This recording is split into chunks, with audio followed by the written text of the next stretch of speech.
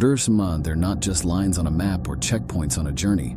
They're gateways to new experiences, but also potential hazards. Welcome to Dangers Across the Border on Ready.Set.Listen, where we pull back the curtain on the unseen risks of global travel. Exploring new horizons is the dream of many, but understanding potential pitfalls is essential. So, before you pack your bags and cross that border, hit subscribe on Ready.Set.Listen. Let's ensure every step of your journey is safe, informed, and unforgettable.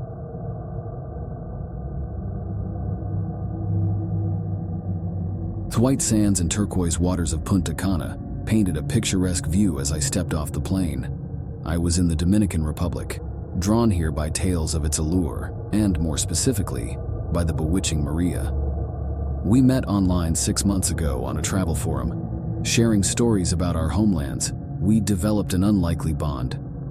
After months of conversations, video chats, and shared dreams, we planned to meet in person. Maria promised to introduce me to her world, and I was eagerly looking forward to exploring every bit of it. I checked into a charming beachfront hotel and texted Maria about my arrival.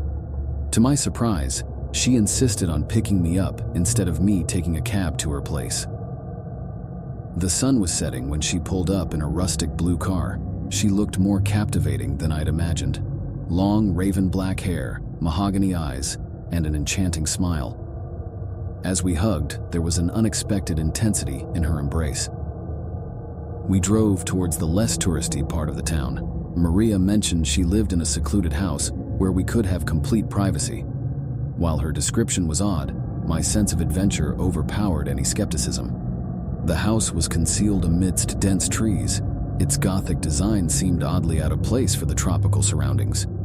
Maria led me inside, where dimmed lanterns highlighted artifacts from around the world. "Travel keeps my heart alive," she whispered, her voice echoing a haunting tone. Dinner was served in a room with walls adorned by portraits of stern-looking people. Each bite of the traditional Dominican meal she'd prepared was a testament to her skills.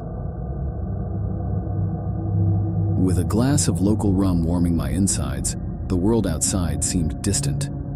Hours passed as we chatted and laughed. My trust in Maria grew, thinking my fears were just a result of wild stories and paranoia. However, I hadn't realized how much rum I had consumed, and my vision began to blur. Maria led me to a room, her touch unusually cold. "Rest," she murmured, pushing me onto an ornate bed. My resistance was feeble, as drowsiness took over. My last blurry sight was of Maria, her face contorting from warmth to an eerie detachment. Waking up was a struggle. My head pounded, and my limbs felt heavy. Panic surged through me as I realized I was restrained. The room was sterile, resembling a surgical theater. Bright lights bore down on me, and my own reflection mocked me from the shiny metal instruments laid out nearby. "You're awake," a voice said. It wasn't Maria's. A man in surgical scrubs walked in, his face hidden behind a mask. "You know, tourists like you are a boon to our business. So eager for adventure, so trusting." I tried to speak, but my throat was parched. Fear clawed at me. "Where's Maria?" The man chuckled. "She's quite the actress, isn't she? An essential part of our operation. You're not the first, and certainly won't be the last." I pieced it together. Maria lured tourists, and they harvested their organs. A chilling realization dawned on me. My life was hanging by a thread. I had to escape. Mustering all my strength, I flexed my right wrist. To my surprise, the restraint gave way slightly. The cheap leather was wearing out. Frantically working on it, I managed to free one hand just as I heard footsteps approaching. Using the element of surprise, I lunged at the man, knocking him to the floor. In the tussle, I managed to release my other limbs.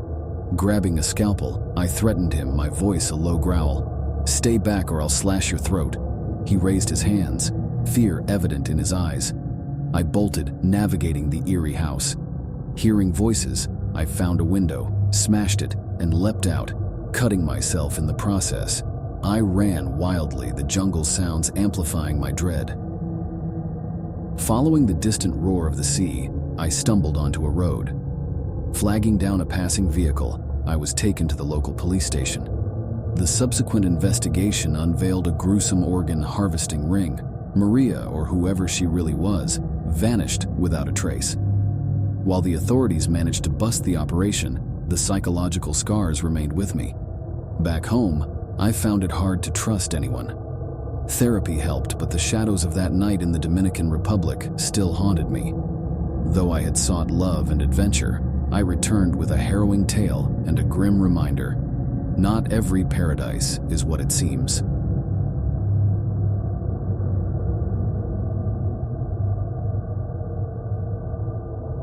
There's an unspoken bond between childhood friends. Mia, Lucia, and I were inseparable since elementary school. Despite our distinct personalities, we were always in sync, and as we aged, our shared dreams evolved. During a late-night wine-filled chat, we joked about getting Brazilian butt lifts, but what started as a joke quickly turned into a plan. Our combined research led us to Mexico, where cosmetic surgery was affordable. We discovered a surgeon, Dr. Alvarez, who had rave reviews online and performed surgeries at almost half the price of other clinics. It seemed too good to be true, but our desire for change blinded us. The warm Mexican air greeted us as we landed. We spent a day sightseeing with the anticipation of our surgeries the next day, overshadowing everything else. The morning of the surgery, a black sedan with tinted windows picked us up from our hotel. We were surprised when it didn't head towards the upscale parts of the city, but instead delved into the narrower streets. "He has a private clinic to ensure complete discretion," Mia said, trying to ease our nervousness. We arrived at an old colonial house. Its time-worn facade looked out of place for a clinic, but then we thought maybe it was renovated inside. A stocky man opened the door and ushered us into a dimly lit room. The faint hum of a radio was the only sound that broke the eerie silence. A woman in her 50s, introducing herself as Dr. Alvarez, greeted us. Her practice charm did little to allay our anxieties. Lucia hesitated. "Are you sure this is safe?" Dr. Alvarez smiled. "It's all part of the experience. Don't worry, my dear." One by one, we were led into a room that looked more like someone's bedroom than an operating theater. Mia went first, and Lucia and I waited with bated breath. Hours seemed to drag, and then it was Lucia's turn. I was left alone, clutching onto the hope that everything would be fine. By the time they got to me, a sinking feeling took over. I could hear muffled groans from another room. Panic surged, and I made an excuse about feeling unwell and needing to reschedule. Dr. Alvarez seemed taken aback but reluctantly agreed. I was shown into a makeshift recovery room where Mia and Lucia lay unconscious, their bodies eerily still. Panic swelled within me as I tried to rouse them, but they were unresponsive. Tears streamed down my face as the terrifying realization hit. They were gone. I overheard voices. The stocky man was arguing with Dr. Alvarez. "We can't let her go. She's seen too much." I knew I had to act fast. Sneaking a glance outside, I noticed a window that led to a narrow alley. Fueled by adrenaline, I managed to unlock it quietly, squeezing out into the suffocating heat of the outside. I ran as fast as I could, every noise amplifying my terror. I reached a bustling marketplace, blending in with the locals. My limited Spanish helped me communicate the direness of my situation to a kind shop owner, who called the police. When the police arrived at the clinic, it was empty. Mia and Lucia's lifeless bodies were discovered, but Dr. Alvarez and her accomplice had vanished. The subsequent investigations unveiled a chilling tale. There was no Dr. Alvarez. The entire operation was a facade. The duo had conned and harmed countless others, discarding them when things went awry. I returned home with a heart heavy with grief and guilt. The quest for beauty had come at an unimaginable cost. Therapy became my solace, and as days turned into months, I channeled my pain into raising awareness about the dangers of uncertified surgeries abroad. Years passed, and while the scars of that horrifying day in Mexico never faded, my mission kept me going. Though justice eluded Mia and Lucia, their memories fueled a movement, saving countless others from making the same fatal mistake we did.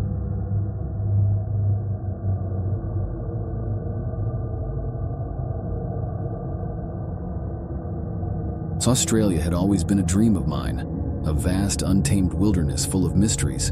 After months of meticulous planning, I finally set foot on the sunburnt country, eager to experience the array of outdoor activities it promised. On my third day, I embarked on a solo hike in the dense rainforest of Queensland. The trail, bathed in dappled sunlight, wound through thickets of ferns and ancient trees. Birds with brilliant plumage flitted above, while unseen creatures rustled in the undergrowth. Around midday, I decided to venture off the main trail. I wanted to challenge myself to see what few tourists had seen. But nature, in its grandeur and ferocity, has a way of humbling the arrogant. As I trudged deeper into the jungle, the canopy thickened, muting the world outside. I became lost in the sheer beauty, unaware of the lurking dangers. Suddenly, I felt a sharp sting on my ankle. Glancing down, I saw a snake, its scales an ominous shade of black and orange slithering away. Panic set in as I recognized it from my research, a coastal tapir, one of Australia's most venomous snakes. The venom could cause paralysis, internal bleeding, and possibly death. Alone and miles from help, dread consumed me. Desperation fueled my steps as I tried retracing my path. But with every step, my leg grew heavier, my vision blurred, and a searing pain coursed through my veins. The venom was working faster than I'd anticipated. My surroundings became a dizzying blur of green and brown, and eventually, I collapsed, the weight of my predicament bearing down on me. Unsure how much time passed, I was awakened by a sharp bark. Dazed, I saw a dingo sniffing around, its keen eyes studying me. It felt almost surreal, like a scene straight out of a movie. As the dingo circled, another sound caught my attention, the distant hum of a helicopter. Weakly, I waved and screamed, hoping to be seen. Miraculously, the chopper descended, its blades whipping the air. 2 paramedics rushed out, expertly moving me onto a stretcher. One of them radioed for anti-venom while the other administered first aid. In the frenzy, I managed to piece together my luck. The chopper was part of a patrol team surveying the area for forest fires. Spotting the dingo, they decided to investigate. I was airlifted to a hospital in Brisbane. The anti-venom saved my life, but the venom had wreaked havoc. My leg, the initial site of the bite, was badly affected. Despite the doctor's best efforts, the tissue damage was extensive, and to prevent the spread of necrosis, they had no choice but to amputate below the knee. The reality of my situation hit hard. Months of rehab followed, both physical and psychological. The challenges of relearning basic movements with a prosthetic, coupled with the trauma of the ordeal, sometimes felt insurmountable. However, during my recovery, I crossed paths with many inspiring individuals, each with their own tales of adversity. Their resilience motivated me. With their support and the dedication of my therapists, I made remarkable progress. Instead of dampening my love for the outdoors, the experience ignited a new passion. I became an advocate for safe wilderness exploration, sharing my story at workshops and seminars, stressing the importance of preparedness and respect for nature. I returned to Australia a year later, not as an arrogant adventurer, but as a humble visitor. The land had taken something from me, but it had also given me a new purpose. Standing on the shores, the waves lapping at my prosthetic leg, I felt an overwhelming sense of gratitude. Life had tested me, but I had emerged stronger, with a renewed zest for living. While the jungles of Queensland had once been the site of my near demise, they now represented rebirth, a testament to the indomitable spirit of survival that exists within all of us.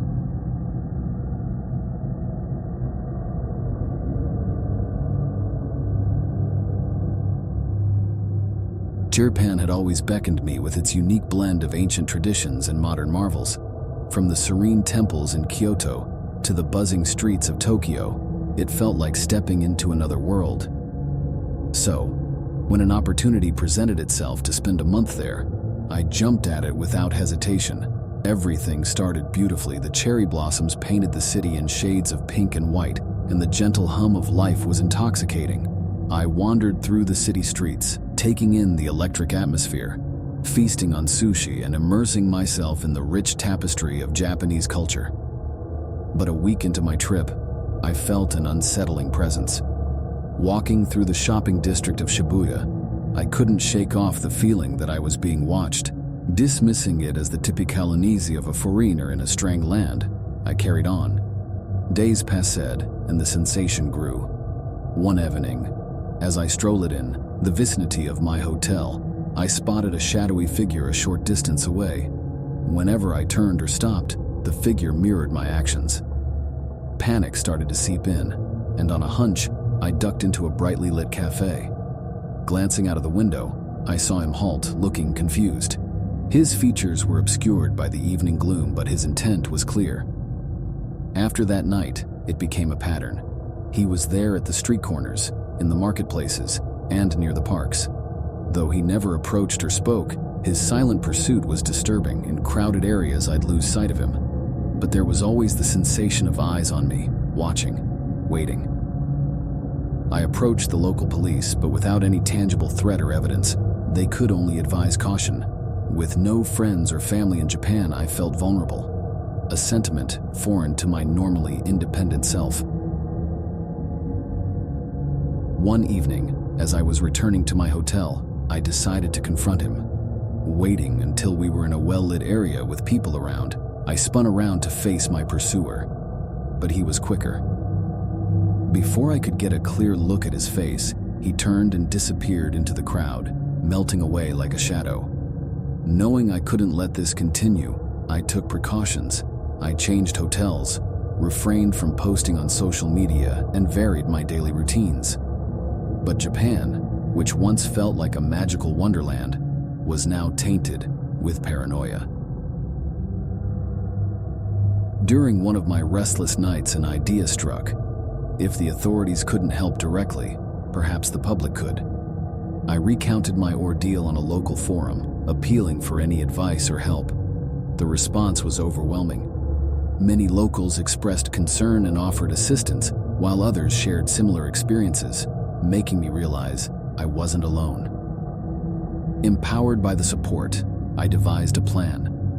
With the help of several kind forum members, we organized a gathering at Ueno Park. The idea was simple: if my stalker showed up, he'd be vastly outnumbered, and with so many eyes watching, he wouldn't dare approach. The day of the gathering, I felt a mixture of hope and fear. Scores of people turned up, a sea of friendly faces determined to help a stranger. The day went by in a blur of activities, group photos, laughter, and shared stories. But as the sun set, there was no sign of the shadowy figure. Feeling a little more secure, I decided to cut my trip short and head back to the USA. On my last day, as I walked towards the departure gate at Narita Airport, a folded note was slipped into my hand. My heart raced as I opened it. The message was chillingly simple: goodbye for now. Shaken, I boarded the plane, eager to leave the ordeal behind.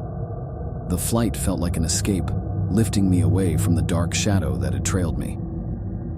Back home, the weight of the experience weighed heavily on my shoulders. I shared my story, seeking therapy to process the trauma. With time, the sharp edges of fear dulled, replaced by resilience and a fierce determination not to let one person's sinister actions dictate my love for travel. Japan remains a beautiful memory, a land of contrasts. And while the shadowy figure was never caught, he couldn't eclipse the beauty of the land of the rising sun or the kindness of its people. Their support was a beacon of light, dispelling the darkness, reminding me that for every lurking shadow, there are countless rays of light ready to shine through. All right, folks, as we wrap up today's video, remember that while traveling abroad can be an incredibly enriching experience, it's vital to stay informed and cautious. The world is vast and diverse, and while it holds many wonders, it also presents its own set of risks. Before you pack your bags, do your research, consult trusted sources, and always prioritize your safety. If you found this video helpful, don't forget to give it a thumbs up, share it with your fellow travelers, and subscribe for more insights. Safe travels, and until next time, Francois, Crew.